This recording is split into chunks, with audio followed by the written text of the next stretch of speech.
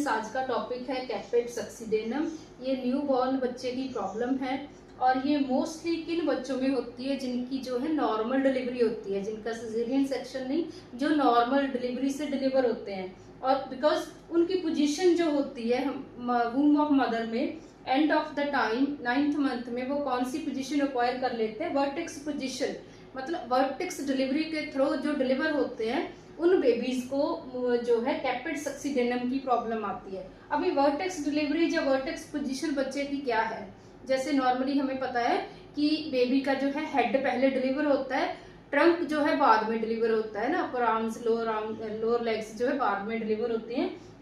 तो उस पोजीशन को बोलते हैं वर्टेक्स पोजीशन और उस डिलीवरी को बोलते हैं वर्टेक्स डिलीवरी। तो उन बच्चों में जो है अगर तो सेकंड स्टेज ऑफ लेबर जो है ज़्यादा लेंथी नहीं होती तो बच्चे को कोई प्रॉब्लम नहीं होती। लेकिन अगर बच्चा, आप सपोज करो कि उसका हेड पहले डिलीवर हो रहा है और ऊपर से जो है second stage of labour prolonged चली गई, बहुत ज़्यादा लेंथी हो गई, तो उसका हेड जो है ग्रेविटी के अलॉन्ग जो है वो हैंग करता रहेगा और जिसकी वजह से हेड के जो है एक साइड पे क्या बन जाएगा, कैपेट जैसा एक कैप लाइक स्ट्रक्चर बन जाएगा, जिसको बोलते हैं कैपेट सक्सीडेनम।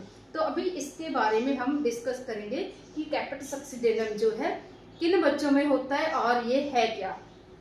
तो as per book it is a diffuse मतलब अपने आप कुछ टाइम बाद ये जो प्रॉब्लम है ठीक भी हो जाती है। It is a diffuse, sometimes ecchymotic, ecchymosis जो है समटाइम्स यहाँ पे हो सकता है। अदरवाइज जो पोर्शन स्वेलोइंग यहाँ पे हुई है, एडिमा यहाँ पे हुआ है, वहाँ पे जो है ब्लड प्रेजेंट नहीं होता। लेकिन कुछ केसेस में ब्लड वेसल्स रैप्चर हो जाती हैं, लीकी ब्लड वेसल्स जो हैं उसके थ्रू ब्लड भी बाहर आने लगता है। अदरवाइज जो है लीकी ब्लड वेसल्स में से फ्लूइड ही बाहर होके फिल हो रहा है, मतलब कुछ केसेस में ब्लड भी डिफ्यूज होके बाहर आ सकता है लीकी ब्लड वेसल्स में से।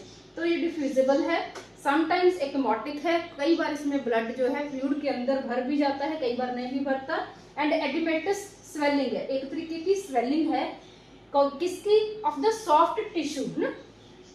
ये जो है बेबी का फेस है और बेबी का ये जो है इनसाइड है ब्रेन का, है ना, ऊपर इसकी आउटर कवरिंग है ब्रेन की, पेरियोस्टियम।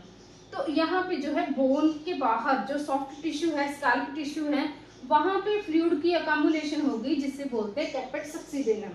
तो हुई क्यों, क्योंकि सेकेंड स्टेज ऑफ लेबर ज़्यादा टाइम कंज्यूमिंग होने की वजह से और सेकंड स्टेज का प्रोलॉन्ग्ड जाना, उसके बहुत से कारण हो सकते हैं, जैसे वजाइना जो है अच्छे तरीके से ओपन नहीं हो रहा, बेबी का हेड साइज बड़ा है, इसीलिए second stage of labour prolonged चलेगी और उसकी वजह से जो है बच्चे को डिलीवर होने में बहुत टाइम कंज्यूम कर लिया उसने, डिलीवरी हेड की जल्दी नहीं हुई और हेड का एक साइड पे एडिमा हो गया, एक साइड पे फ्लूइड फिल हो गया, एक कैपेट सक्सीडेनम, एक कैपेट जैसा उसके हेड पे एक फॉर्मेशन हो गई जो कि डिफ्यूजिबल है। कई बार उसमें ब्लड हो भी सकता है, नहीं भी हो सकता है। एक तरीके की स्वेलिंग है of the soft tissue of the scalp ना, स्काल्प के सॉफ्ट टिश्यू में फ्लूइड फिल हो जाता है। And involving the area that presents during vertex delivery. और कौन से सॉफ्ट टिश्यू की स्वेलिंग होगी, जो वर्टेक्स पोजीशन में जो सबसे पहले आ रहे हैं उन टिश्यू में फ्लूइड फिल हो जाएगा। स्काल्प का वो वाला area, involving the area that presents, जो कि सबसे पहले प्रेजेंटिंग पार्ट बन रहा है, डिलीवरी जिसकी सबसे पहले हो रही है, वो हेड का presenting part during the vertex delivery. Vertex delivery मतलब नॉर्मल डिलीवरी, वर्टेक्स पोजीशन जो बच्चे की होती है। तो देन द स्वेलिंग, ये जो स्वोलन एरिया है इसमें क्या क्या प्रेजेंट हो सकता है। The swelling consist of serum, उसमें फ्लूइड प्रेजेंट होता है, कई बार कई केसेस में हल्का सा ब्लड उसमें प्रेजेंट हो सकता है, अदरवाइज ज्यादा केसेस में जो है इसमें जो है डिफ्यूज होने वाला है एडिमेटस फ्लूइड होगा। तो it consist of serum, sometimes some blood tissue that accumulated in the tissues above the bone. तो बोनी पोर्शन के नीचे ये प्रॉब्लम नहीं है, जो स्काल्प का बिल्कुल आउटर वाले सॉफ्ट टिश्यू है वहां पे ये जो है फ्लूइड फिल होता है और ये कुछ टाइम बाद अपने आप ये प्रॉब्लम सबसाइड हो जाती है, अपने आप जो स्वोलन एरिया है वो डिफ्यूज होके ठीक हो जाता है, इसीलिए इसमें कोई ट्रीटमेंट की जरूरत नहीं है and it is subsides with in few days.